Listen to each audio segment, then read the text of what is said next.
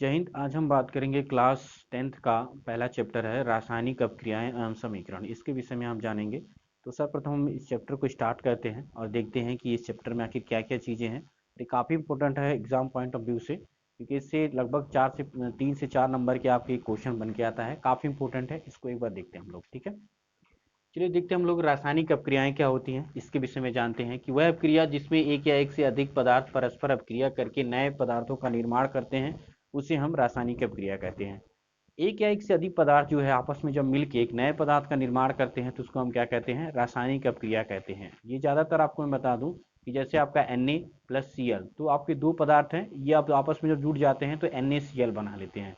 अब देखिए जो Na है ये आपका क्षार धातु है और जो Cl जो है आपका एक तरह से गैस है। तो इन दोनों को मिलकर क्या करना बना लेते हैं, एक तरह से लवण बना लेते हैं, NaCl बनाते हैं। इसी तरह से 2Na प्लस O2 मैंने लिख रहा है 2Na 2O यानी सोडियम ऑक्साइड बना लेता है। ठीक है, अब क्रिया की पहचान कैसे करते हैं। अवस्था में परिवर्तन, अवस्था में परिवर्तन का मतलब होता है कोई तत्व अगर ठोस है तो वो गैस में बदल सकता है, कोई तत्व अगर गैस में है तो वो ठोस में बदल सकता है। जैसे आपका H2O2, तो दोनों आपकी गैस है, बट जब आपका H2O बनता है तो वो क्या होता है, लिक्विड फॉर्म में होता है। तो इस तरह से अवस्था में परिवर्तन हो जाता है। उसके बाद है रंग में परिवर्तन। रंग में परिवर्तन से मतलब होता है उनका रंग में भी चेंजेस आ जाते हैं। पहले जो है रंगहीन रहती हैं दोनों, जैसे आप इसी का ले लीजिए H2O2 का, तो दोनों क्या है, रंगहीन है, लेकिन जो आपका पानी बनता है वो भी रंगहीन बनता है। इसी तरह से आप सोडियम या क्लोरीन का ले लेते हैं तो वो क्या बना लेता है, वो क्रिस्टली फॉर्म में बनाता है, तो रंग में भी परिवर्तन आ जाता है। गैस का निष्कासन, गैस का निष्कासन से तात्पर्य है कि जब ये अपक्रिया होती है तो कुछ ना कुछ एक गैस बाहर निकलती है। ठीक है, तो इससे भी आप पहचान सकते हैं कि उसमें गैस का निष्कासन हो रहा है। ताप में परिवर्तन, कुछ चीज़ें ऐसी होती हैं कि उनका जो है मेल्टिंग पॉइंट, बॉइलिंग पॉइंट अलग अलग हो जाता है। इसी की वजह से जब वो अपक्रिया करते हैं तो उनका जो है सारी चीज़ें क्या हो जाती हैं, डिफरेंट हो जाती हैं, चेंज हो जाती हैं। अवक्षेप का निर्माण, अवक्षेप का निर्माण से तात्पर्य है कि जब ये अपक्रिया करते हैं तो कुछ ना कुछ उसके बीच में अवक्षेप बनता है। जैसे आप मान लीजिए NaCl है या आप NaCl है, जब ये दोनों आपस में क्रिया करेंगे तो नीचे जो है तलहटी में आपका अवक्षेप बनेगा। जैसे आप अवक्षेप कैसे बनेगा, NaOH प्लस आपका HCl जब मिलाएंगे आप दोनों क्रिया में तो आपका ये क्या बनेगा, एक तरह से अवक्षेप ही बनेगा। इस दोनों को हम क्या कहेंगे, और ऊंचे ऊपर क्या बनेगा आपका Cl2 यानी H2O गैस, ऊपर ऊपर जो है पानी बनेगा और नीचे आपका अवक्षेप के तौर पे नमक आपका बन जाता है। रासायनिक समीकरण क्या होता है, देखिए रासायनिक समीकरण का प्रतीकात्मक निरूपण, रासायनिक अपक्रिया का प्रतीकात्मक निरूपण रासायनिक समीकरण कहलाता है। प्रतीकात्मक मतलब जो दिखाई दिया, प्रतीकात्मक से मतलब आपको जो है सूत्र वगैरह याद होंगे तभी आप जो है इस चीज को समझ सकते हैं कि प्रतीकात्मक क्या होता है। जैसे Na, सोडियम का Na, मैग्नीशियम का Mg, कैल्शियम का Ca, पोटेशियम का K, तो ये सूत्र वगैरह आप याद रखेंगे तो आसानी से जो है प्रतीकात्मक रूप लिख सकते हैं। जैसे 2H2 प्लस O2 बराबर 2H2O, यहाँ पे चीजें बिल्कुल आसानी से आप कर सकते हैं। संतुलित रासायनिक समीकरण का महत्व, किसी भी रासायनिक समीकरण में द्रव्यमान का न तो हम उसका विनाश कर सकते हैं न ही उसकी उत्पत्ति कर सकते हैं। तो आप समझ सकते हैं कि जैसे आप पानी है, जैसे आप H2 है, H2O2 जब दोनों मिल जाते हैं तो H2O बनाता है, लेकिन कहीं पे जो है ऑक्सीजन और हाइड्रोजन के द्रव्यमान में कमी नहीं आती है। 1:1 का अनुपात ही रहता है वहां पे। जैसे एक अनुपात क्या है, हाइड्रोजन का एक अनुपात रहता है और ऑक्सीजन का भी 8 अनुपात रहता है। तो 1:8 के ही अनुपात में सारे मिलते रहते हैं। तो चाहे आप किसी का भी ले लीजिए, पानी जो है 1:8 के अनुपात का ही मिश्रण होता है। रासायनिक अपक्रियाओं के प्रकार, देखिए रासायनिक अपक्रियाओं के प्रकार क्या होते हैं इसके विषय में जान लेंगे। संयोजन या संकलन अपक्रिया, इसमें एक से अधिक अभिकारक जो परस्पर जुड़ के एकल पदार्थ का निर्माण करते हैं तो उसको हम संयोजन या संकलन अपक्रिया कहते हैं। जैसे दो पदार्थ हैं मिलके एक नया पदार्थ बना लेते हैं, जैसे आप H2O2, तो मिलके क्या बना लेते हैं, H2O बना लेते हैं। तो दो पदार्थ मिलके एक पदार्थ का निर्माण कर लेते हैं तो इसको हम क्या कहते हैं, संयोजन। उसी तरह से अगर हम बात करते हैं Na प्लस Cl का, तो एक NaCl बना लेते हैं तो इसको हम संयोजन अभिक्रिया कहते हैं। ठीक है, मतलब दो पदार्थ एक बार जुड़ के क्या बना लेते हैं, एक सिंगल एकल प्रोडक्ट बनाते हैं तो उसको हम क्या कहते हैं, संयोजन अभिक्रिया कहते हैं। ठीक है, तो संयोजन क्रिया की हम देखें, यहाँ पे मैंने लिख रखा CaO प्लस H2O, यानी आपका कैल्शियम ऑक्साइड जब पानी के साथ क्रिया करता है तो कैल्शियम हाइड्रोक्साइड बनाता है प्लस आपका उसमें बाहर निकलती है। अब हम देखते हैं वियोजन या अपघटन अभिक्रिया, इसको हम कैसे कहेंगे। इसमें एकल अपक्रिया टूट के एक नए दो या दो से अधिक जो है पदार्थों में विघटित हो जाता है, इसको हम क्या कहते हैं, अपघटन अभिक्रिया कहते हैं। अब ये तीन प्रकार से होती है अपघटन। एक होता है उष्मा द्वारा अभिघटन, एक विद्युत अपघटन, एक प्रकाश अपघटन।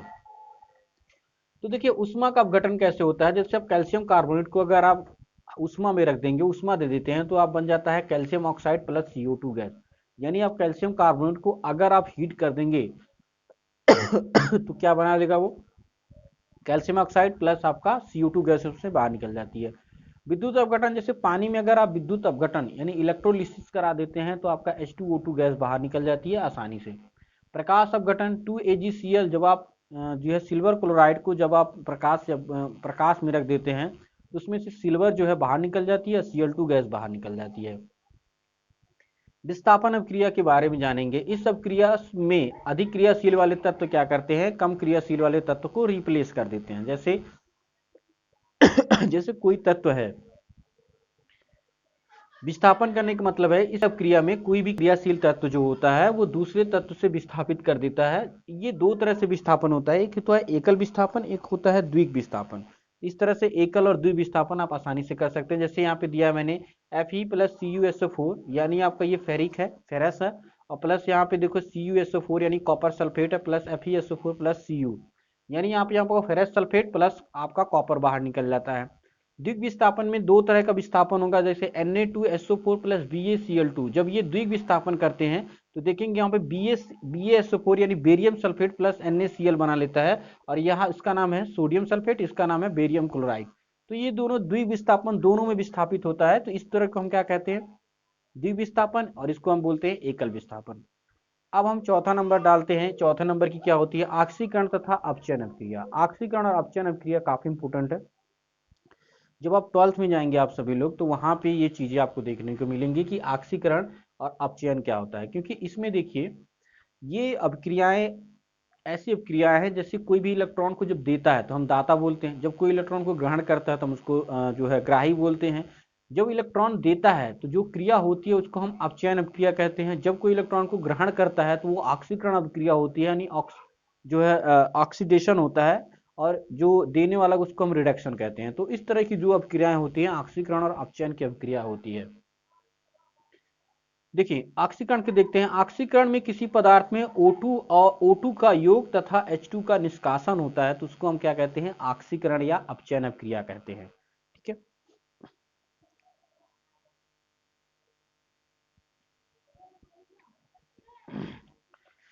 चलिए तो यहाँ पे देखिए 4Na प्लस O2 और 2Na O2 बना लेता है, इसको हम अपचयन बोलते हैं। और सेकंड वाला है किसी पदार्थ में O2 का निष्कासन अथवा H2 से योग अपचयन कहलाता है। अगर मान लीजिए ऑक्सीकरण का मतलब होता है उसमें ऑक्सीजन का निष्कासन हो रहा है, ठीक है, और इसमें क्या हो रहा है, ऑक्सीजन का निष्कासन हो रहा है, ऑक्सीजन का योग हो रहा है, और इसमें हाइड्रोजन का निष्कासन हो रहा है। ठीक है, इसको हम ऑक्सीकरण करेंगे। और दूसरे वाले में जो अपचयन हो रहा है उसमें ऑक्सीजन का निष्कासन हो रहा है, हाइड्रोजन का जो है अपचयन हो रहा है, इसको हम क्या कहेंगे, इसको हम अपचयन अभिक्रिया करेंगे। जैसे यहाँ पे लिख रखा मैंने 2KCl यानी पोटेशियम क्लोरेट प्लस 2KCl यानी पोटेशियम क्लोराइड प्लस O3O2।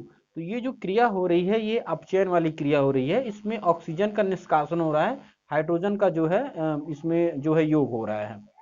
अब रेडॉक्स अपक्रिया क्या कहलाती है, रेडॉक्स अपक्रिया के बारे में जानेंगे। देखिए रेडॉक्स अपक्रिया का मतलब होता है इसमें उपचयन और अपचयन दोनों एक साथ होती है, तो इस अपक्रिया को क्या कहते हैं हम लोग, रेडॉक्स अपक्रिया, या उपचयन अपचयन अपक्रिया एक ही साथ होती है। ठीक है, तो जिस अपक्रिया में दोनों अपक्रियाएं साथ साथ होती हैं, यानी उपचयन अपचयन दोनों साथ होता है, तो उसको हम क्या बोलते हैं, रेडॉक्स अपक्रिया बोलते हैं।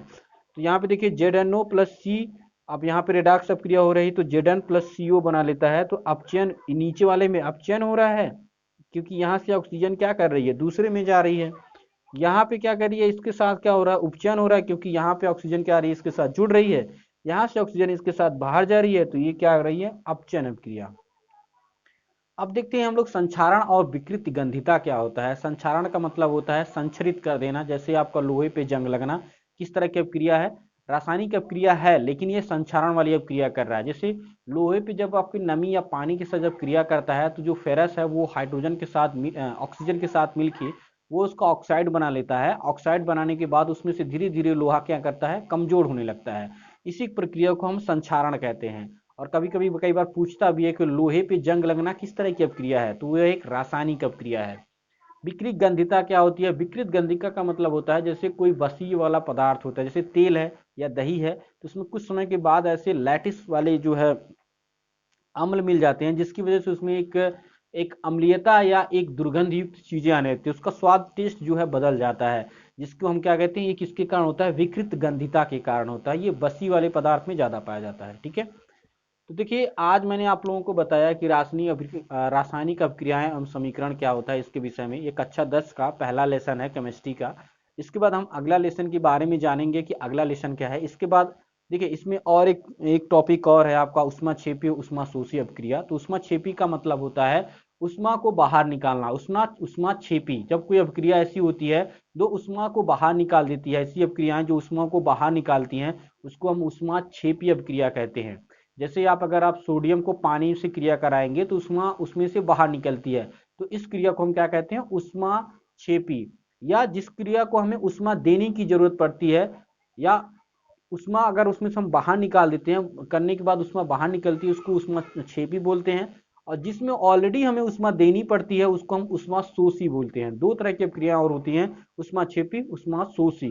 तो ऊष्माशोषी का मतलब होता है कि उसमें हम उस अभिक्रिया में उष्मा देते हैं, यानी उसको गर्म करेंगे, हीट करेंगे, तभी वो अभिक्रिया होगी, नहीं तो नहीं हो सकती है। लेकिन अगर आप पानी है उसमें सोडियम डाल दीजिए तो वो तुरंत, उसमें कोई कुछ करने की जरूरत नहीं है, वो डायरेक्ट उसमें क्रिया करेगा और उसमें आग लग जाएगी।